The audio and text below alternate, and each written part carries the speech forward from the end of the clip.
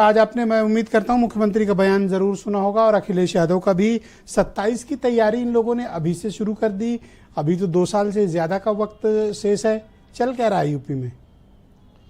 देखिए, ये एक मनोबल बढ़ाने वाला आज कार्यक्रम था और इस बात का कार्यक्रम था कि हम फिर से वापस उस पोजीशन पर लौटेंगे उत्तर प्रदेश में जहां से हम 2 बार सरकार बनाए हैं।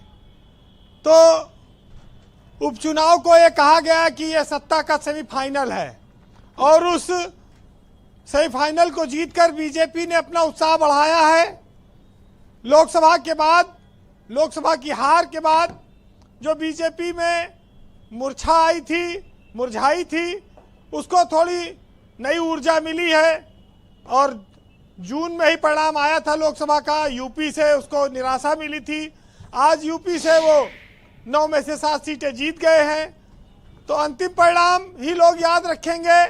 चुनाव कैसे हुआ, किस तरीके से हुआ, ये सब बातें तो बाद पीछे रह जाएंगी। लेकिन अब उपचुनाव में हमेशा ये माना जाता है कि सरकार का दबदबा रहता है, सत्ताधारी दल चुनाव जीतता है। उसी के अनुरूप भाजपा को सफलता भी मिली है। लेकिन ये जो आज ऊर्जा आई है, ये निश्चित ही उसी परिणाम की देन है। और भविष्य की प्लानिंग देखिए, सबको करने का अधिकार है।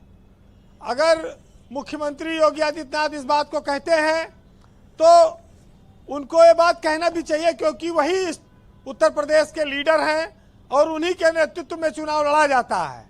तो जिम्मेदारी सबसे ज्यादा उन्हीं की है। और ये जो भविष्य के लिए हम घटनाओं की या भविष्य के लिए चीजों को सोचते हैं, वो अतीत में हुई घटनाओं के आधार पर ही तो उनकी नींव तो अतीत होता है, उसी पर भविष्य की इमारत खड़ी होती है। तो ये तैयारी उसी हिसाब से है। लेकिन जीत हार के दावे के विपरीत ब्रजेश जी, इस चुनाव में भाजपा को जो अपनी सीटों पर वोट मिले हैं उसको भी आकलन करना होगा। उसे यह बात नहीं भूलनी चाहिए कि उसकी सीटों पर वोट कम पड़ा है। उसके जो कार्यकर्ता हैं, उसके जो नेता हैं, वो वोट पर्याप्त रूप से नहीं निकलवा पाए हैं। खास तौर से बीजेपी की जो 3 जीती हुई सीटें थी विधानसभा की, इस पर चिंतन करना चाहिए उनको कि क्या लोकसभा में जो वोट का पैटर्न था वो बदला है कि नहीं बदला है। अगर आप देखिए तो विपक्ष की जो सीटें हैं, खासतौर से सपा की, वहां सब पे 50% के ऊपर मतदान हुआ है, 55% के ऊपर हुआ है जी। तो ये पैटर्न ये दर्शाता है भाजपा को भी वोट मिले हैं, लेकिन लोकसभा चुनाव के पैटर्न में ज्यादा बदलाव नहीं आया है। आपके पास सारे संसाधन हैं, सत्ता में हैं, कार्यकर्ता हैं, आप सबसे बड़ी पार्टी, आप 33% वोट गाजियाबाद में निकाल पाए। ये तो आपको सोचना पड़ेगा। जिसके पास प्रशासन नहीं है, संगठन सक्रिय उतना नहीं हो पाया, बस्ता नहीं लग पाया, और वहां पर जो है उनके यहाँ 58% वोट पड़ रहा है, तो उनका वोट लगातार इंटैक्ट है। आप जीत रहे हैं 5000, 7000, 8000 से। हाथी के क्या हाल है? देखिए, जब आम चुनाव आएगा तो फिर वहां पर तो पूरा मैदान खुला होगा, वहां पर सबको बराबर का लड़ने का मौका मिलेगा और वहां पर चुनौतियां ज्यादा बड़ी होती हैं, तो लगातार काम करना पड़ेगा। हाथी की स्थिति आप देख रहे हैं, कोई टिकट लेने वाला नहीं बचा है। अब मायावती का वो ग्लैमर समाप्त हो चुका है जब उनके यहाँ टिकट की लाइन लगती थी, और चंद्रशेखर आजाद की पार्टी ने भी काफी वोट खींचा है पश्चिमी उत्तर प्रदेश में।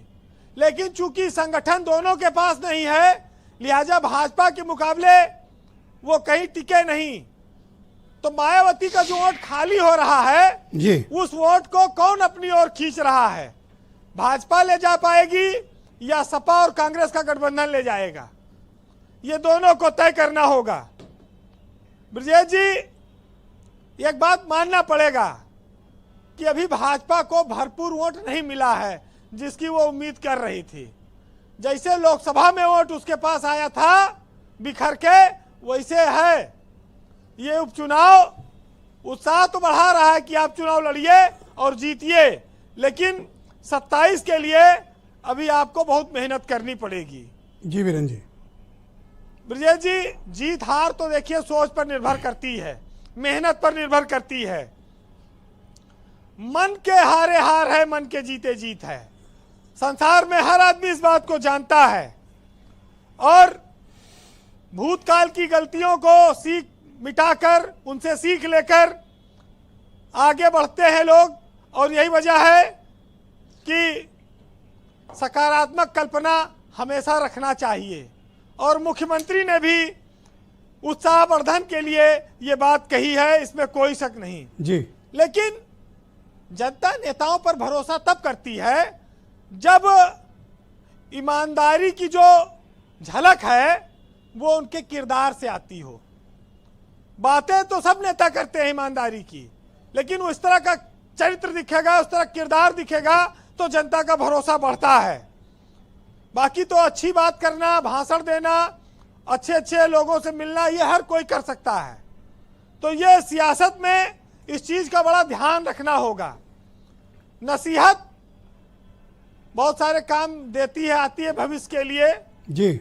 हम लोग पत्रकार हैं, हमें न्यूट्रल समीक्षा करनी पड़ती है, लेकिन साहित्यकार अपने हिसाब से अपनी बात लिखते हैं। सुनिएगा कि कड़ी धूप की देख जिद, कोने में दुबकी छांव, अपनी अपनी आग में जलता सारा गांव। और आज गलत फिर हो गया मौसम का अनुमान, और क्रूर धूप से जूझते खेत और खलिहान, और नदी बिकी बाजार में पानी काले कोस, और प्यासी जनता क्या करे चाट रही है ओस। बहुत शुक्रिया वीरेंद्र जी, आपका बहुत बहुत धन्यवाद ग्राउंड जीरो से अपना फीडबैक, ओपिनियन और पॉलिटिकल ऑब्जर्वेशंस हम तक पहुंचाने के लिए। बहनों भाइयों, इस पर चर्चा